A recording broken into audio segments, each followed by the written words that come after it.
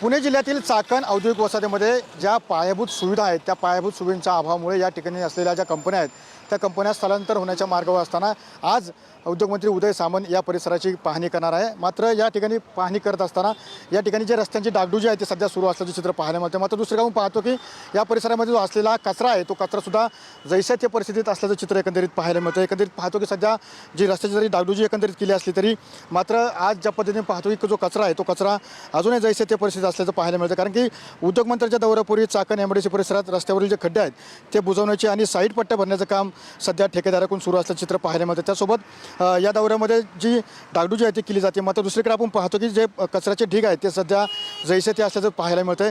आपल्यासोबत काही स्थानिक आहेत, काय सांगा नक्की एकंदरीत या ठिकाणी रस्त्याची समस्या आहे, कचऱ्याची समस्या आहे? आज एवढी मोठी टाळंकत एमआयडीसी इथं आहे। आम्हाला नशिबाने एमआयडीसी इथं आली पण रस्त्याचं सुधारीकरण होत नाही, रस्त्याचे खड्डे बुजवले जात नाहीत। जर शाळेमध्ये जायचं असेल तर मुलांना कमसे कम जर 7ची शाळेत जायचं असेल तर त्याला 2-2 तास लागायला लागले। आज खड्डे बुजवले जातात, कचरा पण तसाच। हो, कारण आज उद्योगमंत्री येणार आहेत ना। आज जाग आली आहे शासनाला की उद्योगमंत्र्यांना दाखवायचं की बघा इथं काही हाल नाही आहेत, पण जे नागरिकांचे हाल होत आहेत ते प्रत्यक्षात पाहायला आज खड्डे बुजवायला कधीपासून सुरुवात केली आहे? कधीपासून?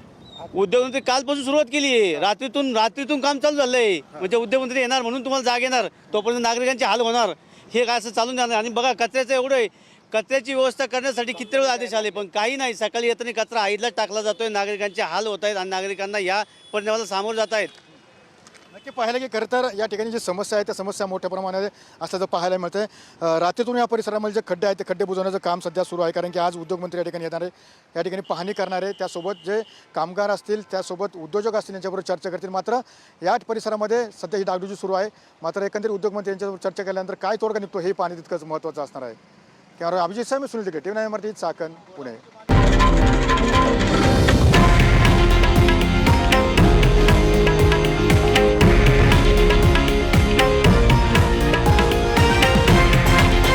हे आहे देशातील नंबर 1 न्यूज नेटवर्क आणि आपण पाहत आहात टीव्ही 9 मराठी, एकमेव।